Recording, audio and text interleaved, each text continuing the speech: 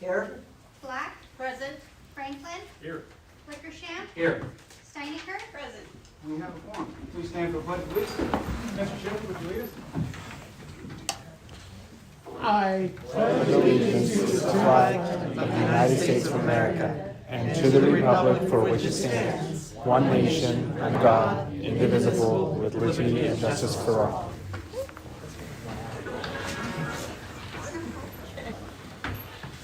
All right, first on the agenda, we have citizens' comments. At this time, any citizen can come address the council or myself on any matter that is not on the agenda.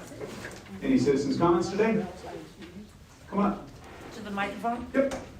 Yeah, come on up, please state your name and your address and tell us what you want to tell us.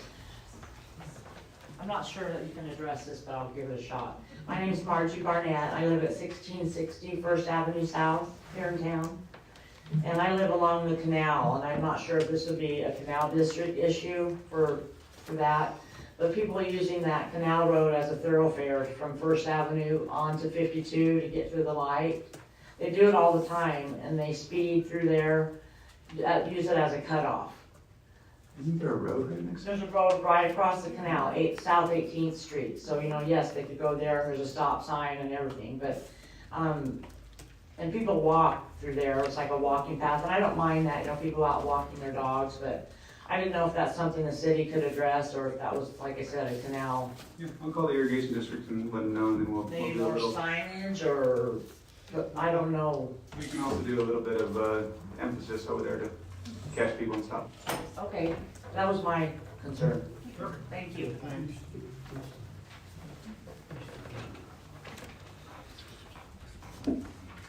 Any other citizen comments? Come on up. Well, because you're on two different issues. All right.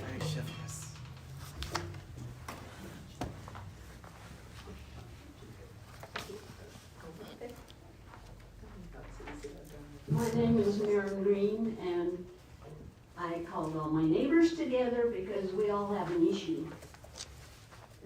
What started it was one lady across the highway had her kids catch the bus right in front of her house. Oh, somebody said, "We can't stop there, we almost hit the bus." I'm thinking, if they're going that fast and they can't see a big yellow bus, how are they gonna see my little tan car? I have to stop and make a left-hand turn. Where do you live? Pardon? Where do you live? 1637 Second Avenue South.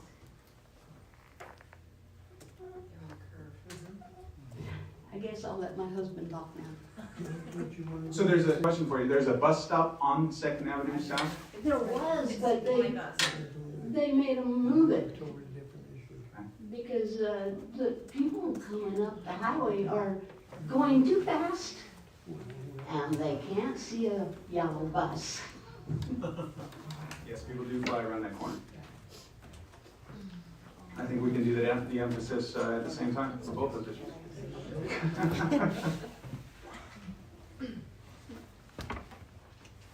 Don't be nervous. That's fine. We're all from Payette. My name is Laura Gathright, and I live on 1625 Second Avenue South. And I'm going along with Maren's issue. Highway 52 comes right down, right down in front of my house.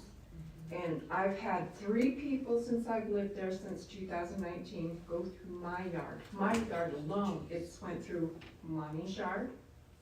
They went through Mommy's yard. They went through my yard. My rig is usually parked right there. It wasn't that day, so that close, and ends up in the neighbors' yards. They're going too fast through there, is the main point we're all trying to get at. Way too fast. Huh? What's the speed limit on that particular road? It says, I believe it says 35, but then it says it goes down, I'd have to double check with that, and I should have did that already. But the point is, there's a stop sign down there. And that's a thoroughfare for kids walking to school, home from school, walk right by my house. Those rigs are going too fast, way too fast. There needs to be an officer put up there, just so you guys can get an idea of what's happening. If 3 rigs going through 3 yards, taking out fences, taking out my front porch, isn't enough. Somebody needs to look at that because then I have a little kid killed. Maren told you about the bus stop. Yeah, there's a big bus that stops on the east going up the hill, okay? Cars try to pass that bus. Cars coming west are right there, and it's early in the morning. You know, it doesn't matter what time it is, they just go too fast. We want an officer put up there so you guys can gauge it and look at the problem before, you know, it's not just a vehicle going through 3 yards, taking out porches, chain link fences. It's gonna be a little kid, and that can't be replaced. So that's why I'm here today with these people, my neighbors. Perfect, thank you. So it's actually, I'm the special ed director for Payette, and so it's my bus that Yeah? was like, I can't stop there, it's too dangerous. So we hear you at the school district, and we realize there's a problem. Yes, there is a big issue there.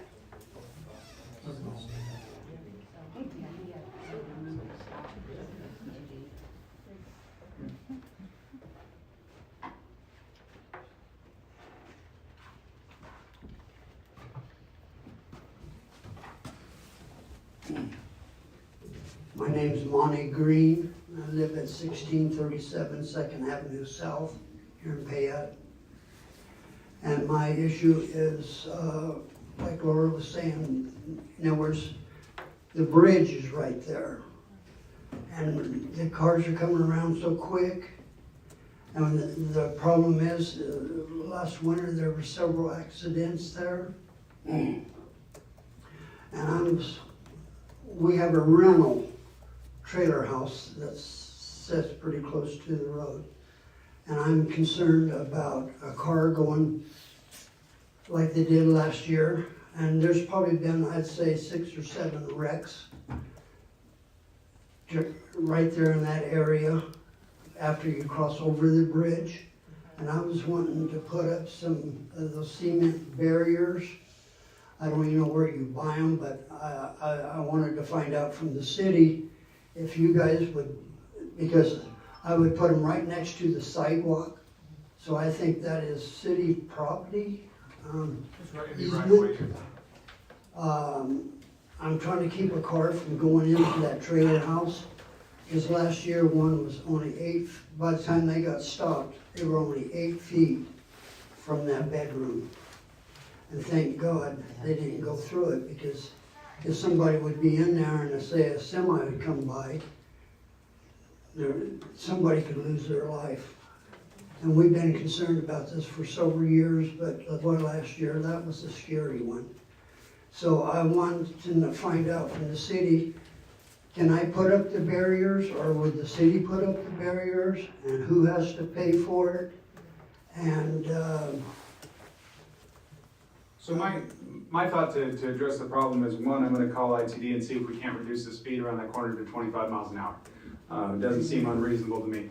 So I'll call ITD tomorrow and have that conversation with them. And then the other thing is having emphasis of speed, a speed emphasis up there to slow people down. And we'll do that on a periodic basis so we can catch people speeding and issue some citations. And if the city says, well, it's my responsibility, then I need to know, do I have to have a permit for something like that? You would have to have an encroachment permit, but if we go to physical barriers, I think we'll have that conversation.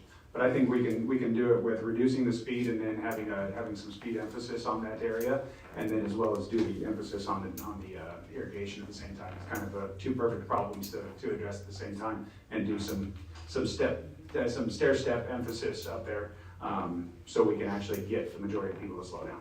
Right. Any further discussion?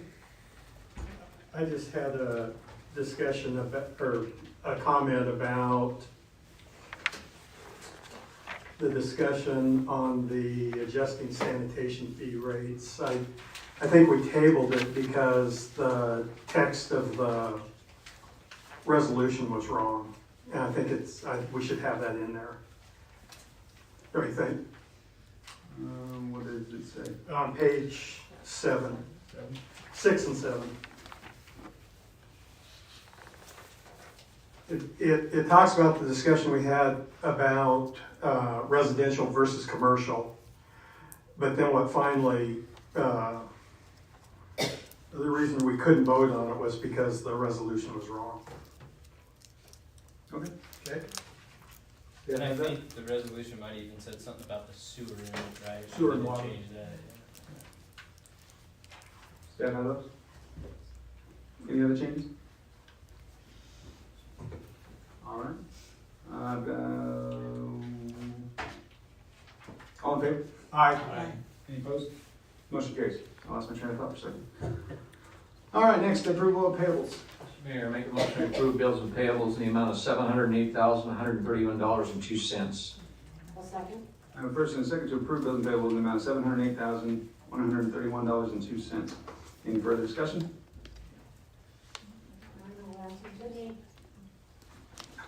Clerk, please call the roll. Wickersham. Yes. Steiniker. Yes. Key. Yes. Patrick. Yes. Franklin. Yes. Black. Yes. Motion carries. All right, first agenda item today, discussion requested by Councilor Key on evaluating how payroll expenditures for the legislative, executive, and administrative departments have been and are funded through enterprise funds, ensuring proper allocation, compliance, and fiscal accountability. That's not mine. I don't have anything to add to that. I wanted to have the discussion about review and use of enterprise funds. Okay. But you, well, so, I thought I remembered from the last meeting that you were saying that too much money was coming out of the enterprise funds and we shouldn't have raised the water rates No. because people were being paid. No, I just wanted to have a discussion about the amount of money that was coming out of enterprise funds for administration. That's all I wanted to do. Okay. Well, I spent the weekend putting things together I'm tonight. sorry about that. I think It's those okay. are both technically kind of related to the use of the enterprise funds. If you want to just move on to Combine 'em. agenda item number 2, you can discuss them all. Thank you. Okay. So moving on to agenda item number 2, discussion requested by Councilor Key, review and use of enterprise funds. So that was the only thing I wanted to do, was just have a council conversation about this year's budget. And, please immediately interrupt me if I misspeak. So I did give the example that we've raised water and sewer rates over the last 3 years, only because that was probably the hardest thing that I've done since I've been on council. I still remember Jake, giving me the grief over that. And, we were thinking about doing it all in 1 year. And then we, as a council, decided to spread out the pain. And so over those 3 years, we raised the water rates from that time about 160% and wastewater about 80% since then. And the reason was because we had done a survey on the projects that we needed to get done, the infrastructure we needed to fix, and we found that we weren't collecting enough money to do that. And there was a great argument for that, and it convinced me, and so we decided to do that. And I suppose everybody's water bill, like mine, has doubled since then. So, went through the budget, I noticed that the annual transfer that we usually do from water and wastewater to administration back to the general fund, which has always made sense to me, because the employees in City Hall do all of those jobs, and it's made sense to me. But it went up $40,000 this year, both in water and wastewater. And then we've got and so that's, as I understand it, for administration. And then we had the 4 administrative employees that were in City Hall, and they were all split. in three ways: general fund, water, and wastewater, which makes sense to me. And so that's around another 100,000 part of the water and waste, the administrative that they do for the water and wastewater. So that's about $200,000 out of each fund that's going toward administration.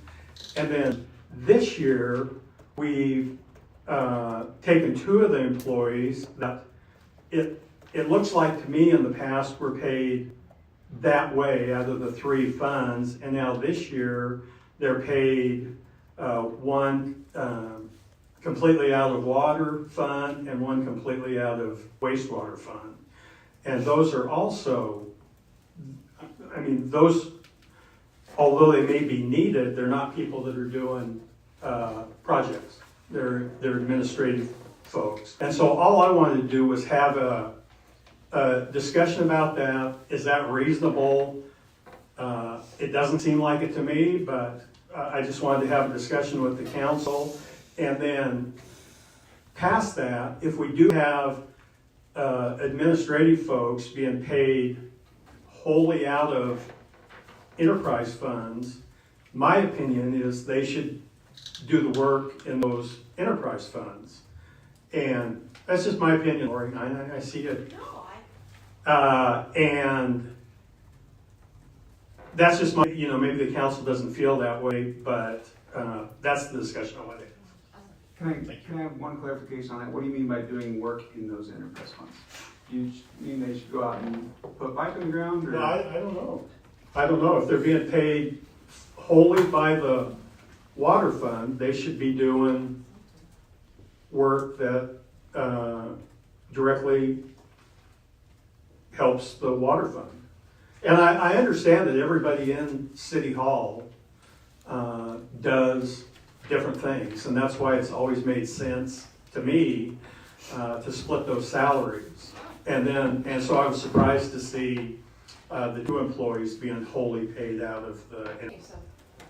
Okay, so you all have a packet that I spent a lot of time on, and I've set my grandson this week. And because I could play with him, it starts out with an email I sent to myself about the Idaho Public Purpose Doctrine, about Idaho public funds can only be used for public purposes. And part of that doctrine is that city councilors should not receive pay out of enterprise funds, nor should they receive any of their benefits out of the enterprise funds. So then I started digging through this lovely 500-page packet of money. And I tried to summarize it for you, and that's what the next two sheets are. It starts with year 223 on one sheet, and then 23, 24, and 24, 25 on the next sheet. And I've broken them down as to